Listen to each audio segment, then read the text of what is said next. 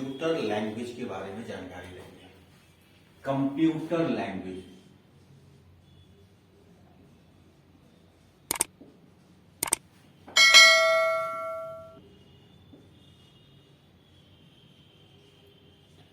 Computer language, सबसे पहले ये जानें कि कंप्यूटर लैंग्वेज क्या है।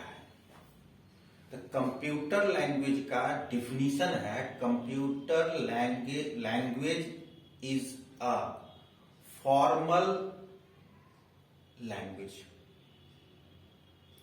which used in communication with a computer language.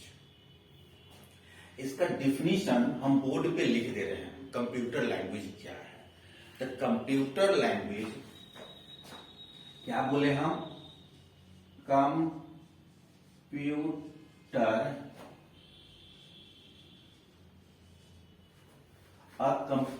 Language लगा दीजिए, a computer language is a formal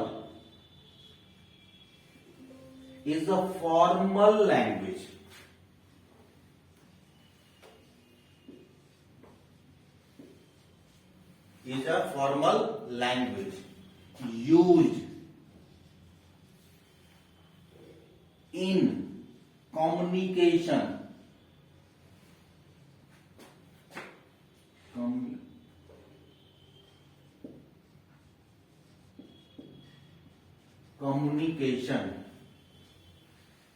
with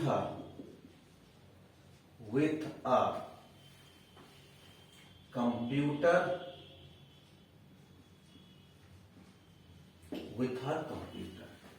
यहां पर देखिए, a computer language is a formal language, ये बात रखें। यूज्ड इन कम्युनिकेशन मतलब हम मशीन से कम्युनिकेशन कैसे कर सकते हैं, ठीक है। मशीन से कम्युनिकेशन करने का सिस्टम कंप्यूटर लैंग्वेज देता है।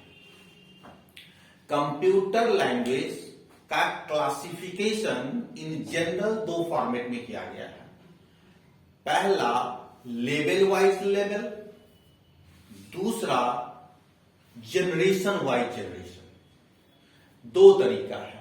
सबसे पहले हम लोग डिस्कस करते हैं level wise level, classification of computer language, जिसमें कि सबसे पहले हम लोग बात करेंगे level classification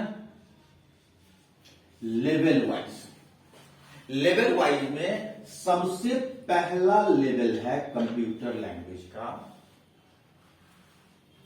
low level language, इसको बोलते हैं LLL।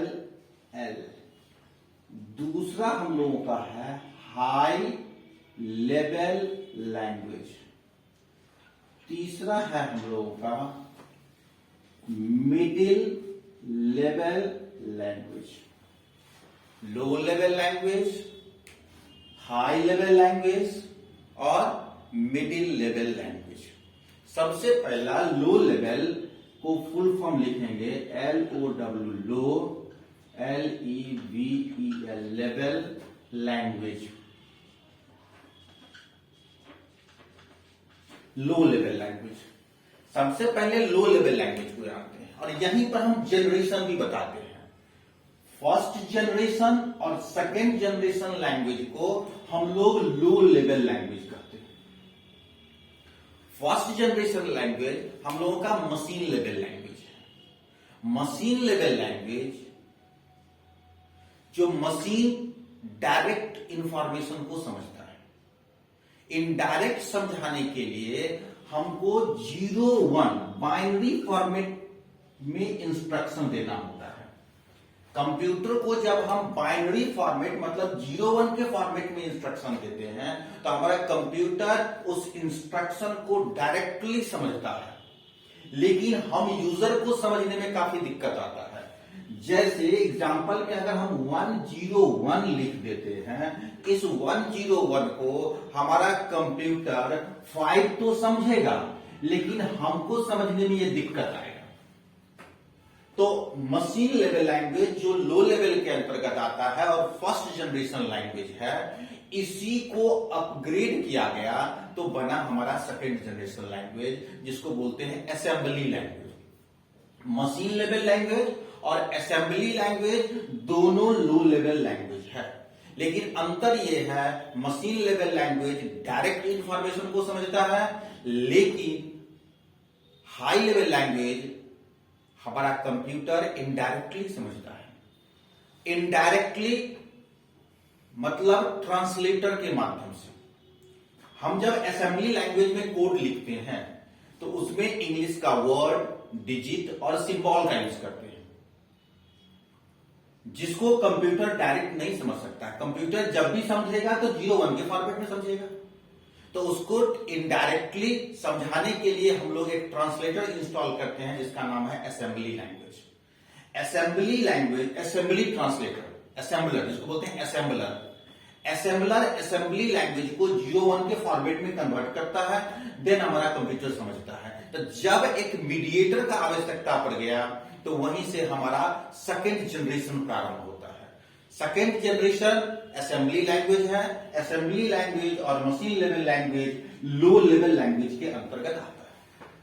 अब हम बात करते हैं high level language. High level language में ट्रांसलेटर, कंपाइलर और इंटरप्रेटर यूज होता है। कंपाइलर और इंटरप्रेटर ट्रांसलेटर के रूप में यूज होता है हाई लेवल लैंग्वेज में। हाई लेवल लैंग्वेज आपका, इसका फुल फॉर्म हो गया HIGH, high level language. High level language में ही आपका C++ आता है, जावा आता है, .NET आता है, .NET कर सकते हैं,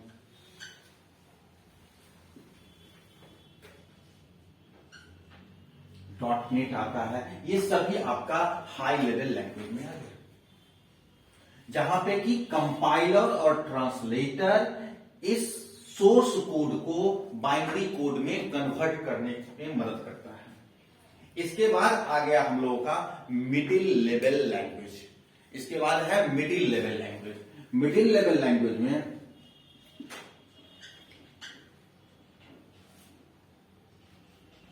middle level language, middle level language, middle level language में ही हम लोग पढ़ते हैं C language. C language, C language middle level language. Second generation और फर्स्ट जनरेशन लो लेवल के अंतर्गत आया। हाई लेवल में आपका आ गया third generation language. Third generation language high level और मिडिल लेवल दोनों थर्ड जनरेशन लैंग्वेज के अंतर्गत आता है। फोर्थ जीएल जो आया उसी में हम लोग पढ़ते हैं फोर्थ जनरेशन, जहां की एसक्यूएल के बारे में पढ़ते हैं। कमांड बेस्ड प्रोग्राम जो होता है वो हमारा फोर्थ जीएल के अंतर्गत आ गया, फोर्थ जनरेशन लैंग्वेज। हम लोग third generation language high level और लो लेवल थर्ड जनरेशन में आता है, जिसमें अभी हम लोग हाई लेवल और मिडिल लेवल, हम लोग अभी मिडिल लेवल लैंग्वेज के बारे में पढ़ने जा रहे हैं। मिडिल लेवल लैंग्वेज हम लोग सी को जानते हैं, सी लैंग्वेज के बारे में पढ़ते हैं। C language middle level language है जो हाई और लो दोनों को सपोर्ट करता है। सी लैंग्वेज स्ट्रक्चर लैंग्वेज है और यह 1972 में डेवलप हुआ। किसी किसी बुक में 1970 भी दिया हुआ है, लेकिन आप 1972 याद रखें। कहां डेवलप हुआ? यूएसए में डेवलप हुआ, है ना। डेनिस रिची के द्वारा, डेनिस रिची के द्वारा।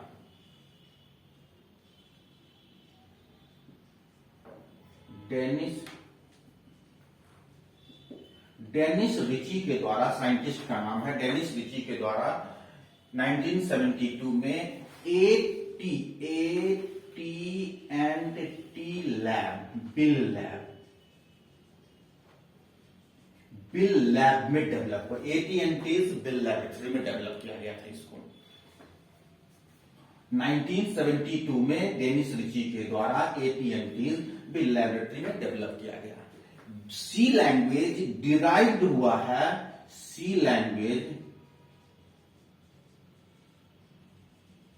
डिराइव्ड हुआ है B plus BCPL language. B language के थॉमसन नाम के साइंटिस्ट बी लैंग्वेज को डेवलप किए थे। B plus BCPL basic combined programming language, जो बी प्लस BCPL लैंग्वेज से सी लैंग्वेज डेवलप हुआ। और सी लैंग्वेज 1972 से लेके आज तक हम लोगों के बीच में पॉपुलर है। सी लैंग्वेज ही हमको लॉजिक इंप्रूव कराता है, जिसके बाद हम लोग हाई लेवल लैंग्वेज सीखते हैं तो काफी आसानी होता है सीखने में। तो आज तक सी लैंग्वेज हम लोग पढ़ते आ रहे हैं और विभिन्न इंजीनियरिंग कॉलेज में भी सी लैंग्वेज है, और BCA MCA में तो सी पढ़ना ही है। तो अब हम सी लैंग्वेज के कॉन्सेप्ट को बताने जा रहे हैं। सबसे पहले लैंग्वेज का प्रोग्रामिंग स्ट्रक्चर है, टेक्निक है। जो हम कोई भी लैंग्वेज अगर डेवलप करते हैं तो उसका अपना एक स्ट्रक्चर होता है, जिसमें सबसे पहला स्ट्रक्चर है monolithic, procedural, structural, object oriented, complete object oriented. यहां पर सी लैंग्वेज मेरा स्ट्रक्चरल लैंग्वेज है। तो सी लैंग्वेज स्ट्रक्चरल लैंग्वेज हो गया। केस सेंसिटिव लैंग्वेज है, कैपिटल और स्मॉल में डिफरेंस होता है यहां पर सी लैंग्वेज में। सी लैंग्वेज को हम लोग कैसे कोडिंग करते हैं इसके बारे में जानेंगे, जिसको कहते हैं प्रोग्राम। लेकिन किसी भी लैंग्वेज को सीखने के लिए एक स्टेप होता है, steps of learning C language. तो इंग्लिश भी सीखते हैं तो उसका भी एक स्टेप है, जिसमें पहला स्टेप आता है अल्फाबेट, वर्ड, सेंटेंस, पैराग्राफ। इसके बाद लास्ट का होता है बुक राइटिंग स्किल। ये इंग्लिश सीखने का स्टेप है। कंप्यूटर लैंग्वेज सीखने का भी स्टेप होता है, जिसमें सबसे पहला स्टेप इंग्लिश अल्फाबेट, डिजिट और सिंबल होता है। स्टेप सेकंड जो इंग्लिश में वर्ड है, यहां पे टोकन्स है। Tokens the smallest individual unit in a program is called token. Token के बाद हम लोग पढ़ते हैं यहां पर इंस्ट्रक्शन, जो कि सेंटेंस होता है इंग्लिश में, कंप्यूटर लैंग्वेज में इंस्ट्रक्शन बोलते हैं। इंस्ट्रक्शन के बाद हम लोग देखते हैं प्रोग्राम, जो इंग्लिश में पैराग्राफ होता है और यहां पे प्रोग्राम होता है। Program a systematic set of instruction which achieve a goal is called program. Program के बाद सॉफ्टवेयर डेवलपमेंट, वहां पे बुक राइटिंग स्किल होता है, यहां पे सॉफ्टवेयर डेवलपमेंट टेक्निक होता है, वो सीखना होता है। तो यहां पर आज हम सिर्फ पहले आपको प्रोग्राम के बारे में बताएंगे। Step wise step next class से हम सी लैंग्वेज का बताएंगे, और वह नेक्स्ट चैप्टर होगा जिसमें कि स्टेप वाइज स्टेप बताते हुए तब प्रोग्राम की ओर आगे बढ़ेंगे। आज हम आपको यहाँ पे प्रोग्राम कैसे लिखाता है सी लैंग्वेज में और उसको एग्जीक्यूट कहां करेंगे इसके बारे में जानकारी देंगे। आज हम सी लैंग्वेज का जो प्रोग्राम होता है, तो प्रोग्राम स्टार्ट होता है मेन से। मेन करली ब्रैकेट ओपन, करली ब्रैकेट क्लोज। सबसे पहले आज के दौर में सी लैंग्वेज के लिए एडिटर बहुत सारे हैं, लेकिन इसका सबसे पॉपुलर और सबसे ओल्ड जो एडिटर है उसका नाम है Turbo. Turbo C plus plus. आज अवंतु है, देव है, बहुत सारे एडिटर है जिसपे आप एग्जीक्यूट करा सकते हैं, लेकिन टर्बो जो एडिटर है उसमें दो स्क्रीन पे काम करता है। एक स्क्रीन कोड लिखने के लिए होता है, दूसरा स्क्रीन आउटपुट डिस्प्ले करता है। तो दो स्क्रीन पर हम लोग वर्क करते हैं। पहला स्क्रीन जो एडिटर है टर्बो का, वो टर्बो, अगर हम सी की बात करें तो टर्बो सी में main by default int type होता है। मेन एक फंक्शन है और यह प्री डिक्लेयर्ड फंक्शन है और यूजर डिफाइंड फंक्शन है। Pre declared, user defined. एक होता है यूजर डिक्लेयर्ड, यूजर डिफाइंड। जब हम फंक्शन चैप्टर पढ़ाएंगे तब बताएंगे यूजर डिक्लेयर और यूजर डिफाइंड क्या होता है। मेन यूजर डिफाइंड फंक्शन है क्योंकि मेन का यह कॉल्ड है, कॉल्ड के अंदर हम लोग जैसा लिखेंगे आउटपुट वैसा देगा।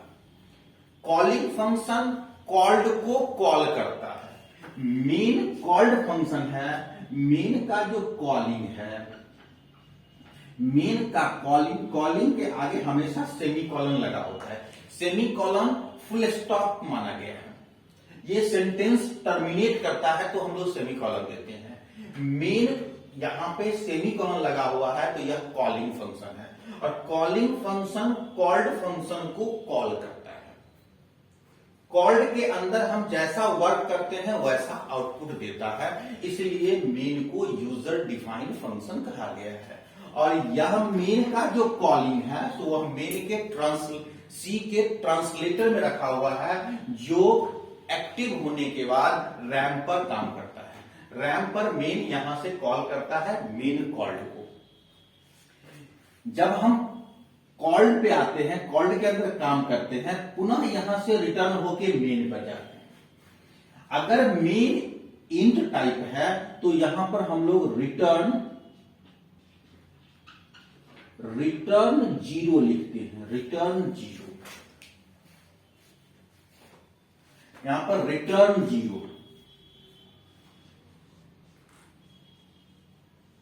रिटर्न जीरो लिखते हैं। रिटर्न जीरो मतलब रैम पे सबसे छोटा वैल्यू बार बार अगर रिटर्न करता है तो हमारा एग्जीक्यूशन स्पीड प्रोग्राम का मेंटेन रहता है। अगर हम मेन को इंट टाइप न लिख के वॉइड टाइप लिखते हैं, VOID वॉइड, तो रिटर्न की कोई आवश्यकता नहीं है। इस केस में मेन जब रिटर्न करता है कॉलिंग को तो गार्बेज वैल्यू रिटर्न करता है और अगर बार बार गार्बेज वैल्यू रिटर्न होगा तो हमारा रैम फुल हो जाएगा और सी के द्वारा बना सॉफ्टवेयर स्लो एग्जीक्यूट करेगा।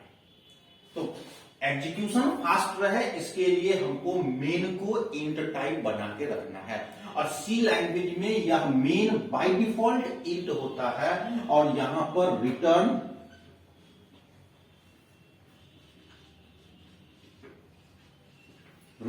जीरो लिखना होता है। अब इस प्रोग्राम में हम लोग CLRSCR यह कॉलिंग फंक्शन है, इसका यूज करते हैं। CLRSCR और एक और फंक्शन यूज करते हैं, वो करें या न करें, getch, GETCH, getch। बहुत सारे बुक में getch नहीं लिखा रहता है, हम getch लिख के चलते हैं। getch एक इनपुट फंक्शन है जो एक कैरेक्टर को इनपुट करने के लिए वेट करता है। तो इसके अंदर जो कोड लिखेंगे वह कोड जब आउटपुट देता है तो वह आउटपुट तब तक होल्ड करता है मेरे स्क्रीन पर जब तक कि कोई दूसरा की हम प्रेस ना करें। जैसे ही प्रेस कर देंगे फिर से यह आउटपुट स्क्रीन से एडिटर जहां पे कोड लिख रहे हैं वहां पे आ जाता है कंट्रोल। अब यहां पर देखा जाए CLRSCR और getch या रिटर्न, यह तीनों फंक्शन जो है वह हमारा कॉलिंग फंक्शन है। इस कॉलिंग फंक्शन का भी कॉल्ड फंक्शन होता है। वो कहां होता है अभी हम बता रहे हैं। जितना भी फंक्शन हम यूज करेंगे सभी फंक्शन का मीनिंग डिफाइंड है हेडर फाइल में। Hash include stdio IO.H standard input output header file. यह बाय डिफॉल्ट है, यह आप लगाएं या ना लगाएं मेरा प्रोग्राम एग्जीक्यूट करेगा। सी के कंपाइलर मतलब टर्बो सी में यह बाय डिफॉल्ट सेट है, इसको नहीं भी रखेंगे तब भी रन करा सकते हैं। इसको बिना रखे जब हम प्रोग्राम को रन कराते हैं तो जितना कोड हम लिखे हैं कंपाइलर उतना ही कोड को कंपाइल करता है। लेकिन जैसे ही हम हेडर फाइल लगाते हैं तब जब कोड को कंपाइल करते हैं तो जितना लाइन लिखे हैं उससे कई गुना अधिक लाइन को वह कंपाइल करने लगता है। तो वहीं पर कंफ्यूजन होता है, हमने लिखा 10 लाइन तो ये 100 लाइन क्यों दिखा रहा है। तो यहां पे कॉन्सेप्ट सीख लीजिए, मेन के अंदर जितना भी कॉलिंग यूज किए हैं सभी का कॉल्ड stdio.h में है। इसका कॉल्ड कैसा होता है, इसका भी कॉल्ड CLRSCR, इसका called curly bracket open curly bracket close, इसके अंदर कुछ कोडिंग किया हुआ रहता है। यह कॉल्ड कहां है तो stdio.h के अंदर रखा हुआ है। अब जब हम कंपाइल कराते हैं हेडर फाइल लगा के तो कॉलिंग फंक्शन का जो कॉल्ड है उसको भी कंपाइल करता है, इसलिए कंपाइल लाइन अधिक हो जाता है। हेडर फाइल लगाने के बाद नहीं लगाते हैं तो जितना लाइन लिखे हैं उतना ही कोड कंपाइल होता है, बाकी कंपाइल नहीं होता है। और यह बाय डिफॉल्ट होने के कारण CLRSCR गेट CH रिटर्न काम करता है ऑटोमेटिक। तो ये हम बात कर रहे हैं सी के कंपाइलर पे। अगर इस कोड को C++ के कंपाइलर पे हम लोग रन कराएंगे तो इस फाइल को सेव करेंगे .c लगा के, न कि .cpp लगा के सेव करेंगे। अगर .cpp लगा के सेव करेंगे तो कोड लिखने में थोड़ा बदलाव करना पड़ेगा, वहां पे हमको stdio भी लगाना पड़ जाएगा और एक और हेडर फाइल #include conio.h भी लगाना पड़ जाएगा। तब जब हम इस प्रोग्राम को .cpp पे काम करेंगे, किस पे काम करेंगे .cpp .c++ पर जब काम करेंगे डायरेक्ट, तब हमें यहां stdio.h और conio.h दोनों लगाना पड़ेगा, क्योंकि C++ में conio.h के अंदर CLRSCR गेट CH है।